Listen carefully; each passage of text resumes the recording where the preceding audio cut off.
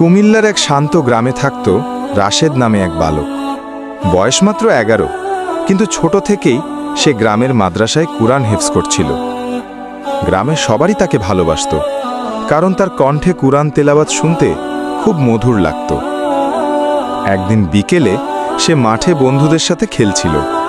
খেলা জমে উঠেছে, সবাই হাসি আনন্দে মেতে আছে। ঠিক তখনই মসজিদ থেকে আজানের ধ্বনি ভেসে এলো।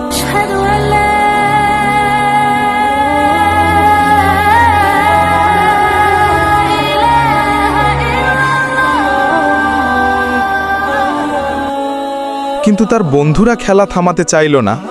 তারা বলল, এখনই গেলে খেলা নষ্ট হয়ে যাবে, নামাজ তো পরে পড়া যাবে। রাশেদ একটু ভেবে শান্তভাবে উত্তর দিল, খেলা তো আবারও হবে, কিন্তু নামাজের সময় একবার চলে গেলে আর ফিরে আসবে না।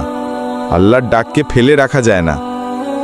সে সবার কথা উপেক্ষা করে মাঠ ছেড়ে মসজিদের দিকে দৌড়ে গেল।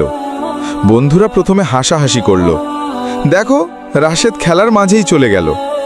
কিন্তু নামাজ শেষে যখন তারা মসজিদে এলো, দেখল রাশেদ ইমামের পাশে বসে কুরআন তিলাওয়াত করছে। তার মুখে প্রশান্তি আর চোখে আলো। ইমাম সাহেব তাদের দিকে তাকিয়ে বললেন, যে শিশু আল্লাহর পথে অটল থাকে, আল্লাহ তাকে দ্বিগুণ পুরস্কার দেন। নামাজ হলো দ্বীনের স্তম্ভ, এটাকে হালকাভাবে নেওয়া যাবে না। বন্ধুরা কথা শুনে লজ্জা পেল। তারা প্রতিজ্ঞা করল আর কখনো নামাজ ফেলে রাখবে না। সেদিন রাশেদ বুঝল, সত্যিকারের শক্তিবল খেলায় নয়, বরং আল্লাহর আদেশ মানার মধ্যেই রয়েছে। শিক্ষা: নামাজ হলো আল্লাহর সবচেয়ে প্রিয় ইবাদত।